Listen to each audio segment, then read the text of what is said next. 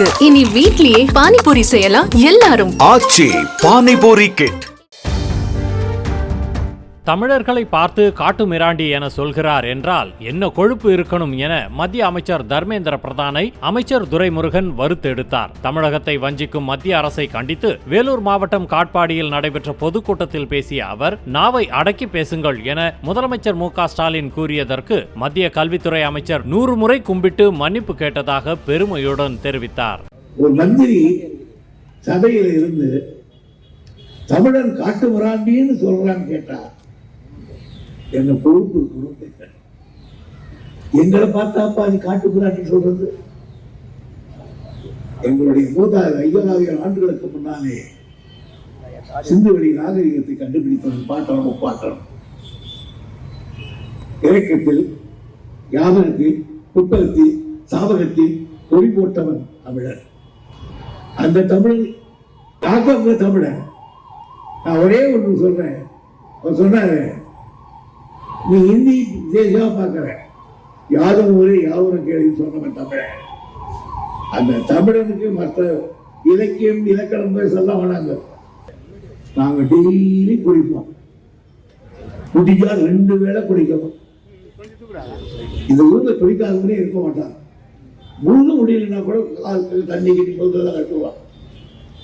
நீங்க குடிச்சிருக்கீங்களா? எவ்வளோ சொல்லுங்க. டெய்லி குடிச்சான்னு சொல்லி பார்க்கலாம். குடிக்காத நாற்று எடுத்த பரம்பரை. அந்த காலத்துல சிபி சித்தர் சொல்ல சொல்லுவாங்க.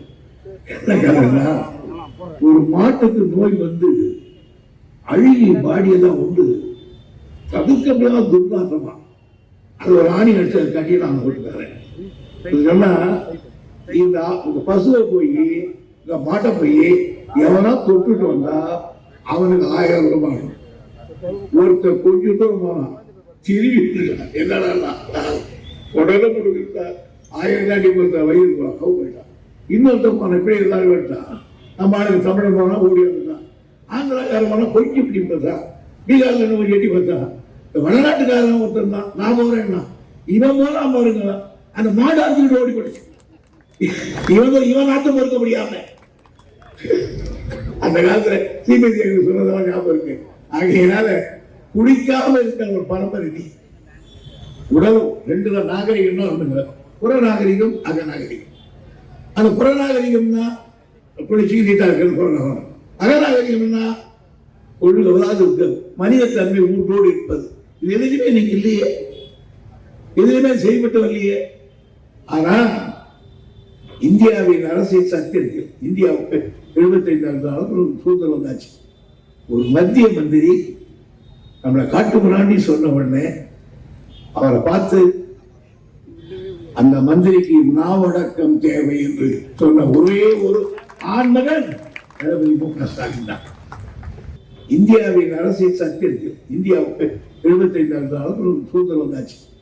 ஒரு மத்திய மந்திரி நம்மளை காட்டு மிராண்டி சொன்ன உடனே அவரை பார்த்து அந்த மந்திரிக்கு நாவடக்கம் தேவை என்று சொன்ன ஒரே ஒரு ஆண்மகன் மு.க.ஸ்டாலின் தான்.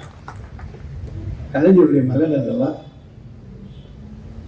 கலைஞர் அப்படிதான் செய்தார். என்டிசி மீட்டிங் உட்கார்ந்திருந்தார். எல்லா முதலமைச்சர் மீட்டிங். இந்திரா காந்தி அந்த அம்மா வாழ்வு கொடுத்தது கலைஞர் தான். சேலம் இரும்பாலை உண்டுன்னு சொல்லியிருந்தாங்க. காலையில் அஜெண்டாவை பார்த்தார். சேலம் இரும்பாலை இல்லை. மத்தியானம் மீட்டிங் போல. மத்தியானம் மீட்டிங் இந்திரா காந்தி கேட்டாங்க,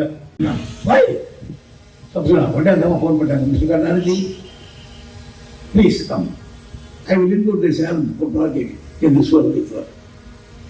சீஃப் மினிஸ்டர் போறார், கூட மாதம் போறார்.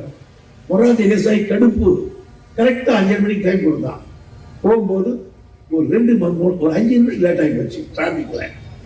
போன உடனே சொன்னா, வாங்க கருணாநிதி முதலமைச்சர் இருக்கீங்க, ஃபர்ஸ்ட் முறை வந்திருக்கேன், கங்க்ராச்சுலேஷன், வாழ்த்துக்கள் அப்படிதான் சொல்லியிருப்பான். நாகரிகம் எடுத்தோட சொன்னேன், நான் என்ன வீட்டு வேலைக்காரன் காத்துக்கிட்டு இருந்து 5 நிமிஷம் லேட்டா வரீங்களே, நான் என்ன வேலைக்காரனான்னு கேட்டேன்.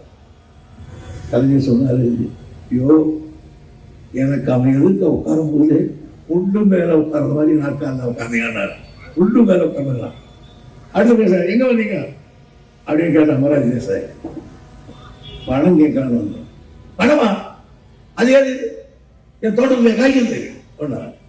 அப்புறம் கலைஞர் என்ன, பணம் காய்க்கிற மாதிரி உலகத்தில் கிடையாது, உன் தோட்டத்தை எப்படி காய்க்குன்னு கேட்டார். இனி இல்லாத பேசக்கூடாதுன்னு போய் விஷயம். அந்த தைரியத்துக்குள்ள பிள்ளைதான் என்ன தைரியமா பண்ண காத்துக்கு ஜாக்கிரதை, வாய் அடக்கி பேசு. அந்த ஒரே ஒரு சொல்லுக்கு அந்த மந்திரி கும்பிடுங்க, 100 தடவை கும்பிடுங்க, 100 தடவை மன்னிப்பு கேட்கறாங்க, 100 தடவை மன்னிப்பு கேட்கறத வச்ச ஏய் பாராளுமன்றத்தில் ஒரு மந்திரியை 100 தடவை மன்னிப்பு கேட்க வச்ச ஒரே ஆம்பளை எங்க தலைவர். செய்திகளை உடனுக்குடனும் துல்லியமாகவும் தெரிந்து கொள்ள சப்ஸ்கிரைப் பண்ணுங்க.